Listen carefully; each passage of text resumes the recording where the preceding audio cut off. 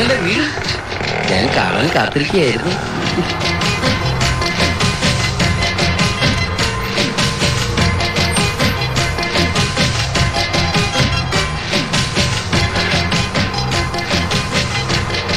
ഇയാള് കണ്ണാടിയിൽ നോക്കിയിട്ടാണ് വണ്ടി ഓടിക്കുന്നത്. തേവരല വീട്. ഇന്നത്തെ കോളേജ് എന്നും അവിടെ തന്നെ ഉണ്ട്. ഓ, നല്ല ഹ്യൂമർ സെൻസ് ആണല്ലോ. എന്റെ സങ്കല്പത്തിലെ ഭാര്യയ്ക്ക് നല്ല ഹ്യൂമർ സെൻസ് ഉണ്ടാവണം എനിക്ക് നിർബന്ധ. എന്നാ പിന്നെ ചാർലി ചാപ്ലിന്റെ മോളെ ആലോചിച്ചൂടെ? എന്തൊരു തമാശ ഇത്. ഇങ്ങനെ ചാർലി ചാപ്ലിൻ പോലും പറയില്ലട്ടോ. സോറി. എന്താ പേര്? പേരില്ല. പേരില്ലാത്ത പെൺകുട്ടി. ഹലോ, ആ അശ്വതിയാ, ഞാൻ വന്നോണ്ടിരിക്കാ. അശ്വതി, നല്ല പേര്. മൈ നെയിം ഈസ് ഉണ്ണി.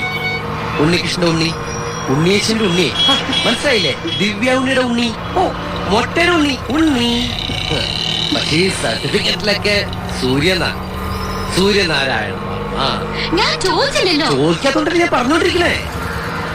ഇഷ്ടമുള്ളവരൊക്കെ എന്നെ ഉണ്ണിയെന്നാ വിളിക്കാതെ. പക്ഷേ കുട്ടി എന്നെ ഉണ്ണിയേട്ടാന്ന് വിളിച്ചാൽ ഞാൻ അശ്വതിയെ അച്ചൂന്ന് വിളിക്കും. അച്ചുവിന്റെ അമ്മയെ അച്ചുമാന്ന് വിളിക്കും.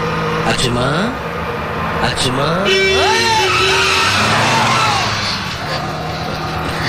പേടിച്ച ഈ ശബ്ദം ഞാൻ ഇടയ്ക്കിടയ്ക്ക് ഉണ്ടാക്കാറുള്ളതാ. പാസഞ്ചേഴ്സിന് ഒരു ത്രില്ല് വേണ്ടേ? ഞങ്ങൾ ഓട്ടക്കാരുടെ ജീവിതത്തിൽ ഇതുപോലുള്ള സംഭവങ്ങൾ സർവ്വസാധാരണമാണ്. ഓ, ഇപ്പൊ വീണേനെ. ഈ വണ്ടിയേക്കാൾ ഒരു വീല് കുറവാ. എന്നിട്ട് അവന്റെ അഹങ്കാരം കണ്ടി കേട്ടു. അച്ചു, ഉണ്ണിടൊന്നും വിളിക്കാൻ പാടില്ല. എനിക്ക് മനസ്സിലായി. ഈ വേഷം കിട്ടുന്ന എന്റെ അടുത്ത് വേണ്ട. ഇറങ്ങല്ലേ.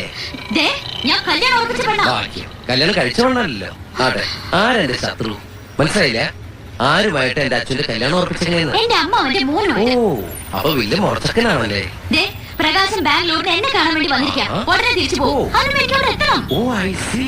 അപ്പൊ ഉടനെ ചെന്നൈക്ക് പ്രകാശം തിരിച്ചു പോവല്ലേ? അത് പറയണ്ടേ? എന്റെ അച്ഛൻ നീങ്ങരുത്. ഉണ്ണിട്ട് വണ്ടി എടുക്കട്ടേന്ന്.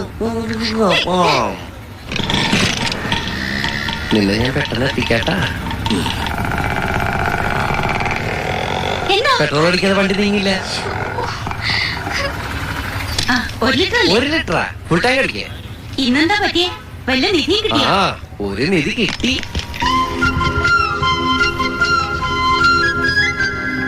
നിന്നെ ഞാനങ്ങനെ ആർക്കും വിട്ടുകൊടുത്തില്ല എന്റെ മോൾ.